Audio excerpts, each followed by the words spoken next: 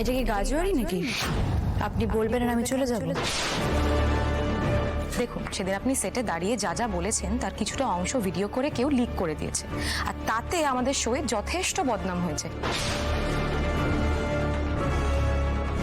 In fact চ্যানেলকেও boycott করছে। মানে দর্শক বলছে হেসেলের হিরোইন দেখবে না।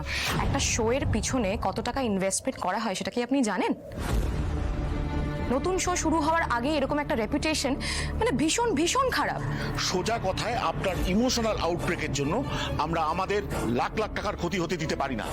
আপনাকে শোতে ফিরতেই হবে।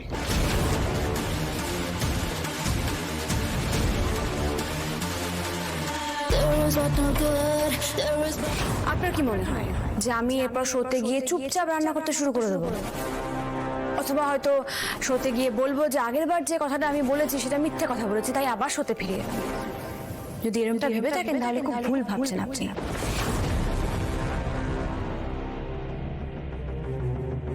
যদি আমাকে আপনারা ফিরিয়ে নিয়ে যান তাহলে ঠিক আগের বারের কথাগুলোই ক্যামেরার সামনে আমি আবারও বলবো, বারবার বলবো। আর তাই বলছি, এই ভুলটা করবেন না। ওই হেসেলের হিরোইনে আমি ফিরবো না। আমার বিন্দু মাত্র ইচ্ছা নেই, আর এটাই আমার শেষ কথা।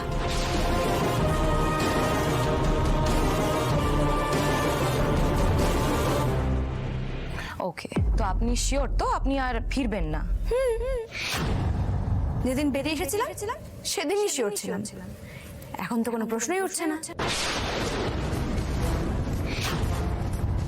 আমি তো বললাম ওই হেসেলের হিরোইনে আমি ফিরে যাব না। আপনারা প্লিজ এখান থেকে যেতে পারেন।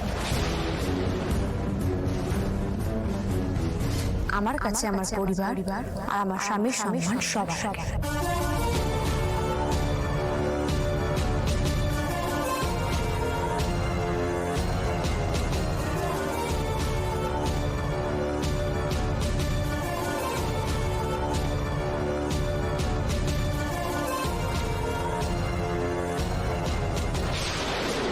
রাজি হয়েছিলেন কেন শোতে যেতে? আপনাকে তো প্রথম দিনই বলা হয়েছিল এই সমস্ত শোতে কি কি হয়। দাঁড়ান, আপনারা একরকম বলেছিলেন, করেছিলেন অন্যরকম, তাই বেশি কথা বাড়াবেন না। এক মিনিট ম্যাডাম, আমি একটা কথা বলি। কথায় কথা বাড়ছে, আমাদের তো একটা সলিউশনে আসতে হবে, তাই না? কিসের সলিউশন? শ্যামলী তো বারবার করে বলছে যে ও ওই শোতে আর যাবে না। এরপরও একই কথা কেন বলা হচ্ছে আমি বুঝতে পারছি না। সেটাই তো, আমাকে দিয়ে জোর করিয়ে মিথ্যে বলানো হলো। আমি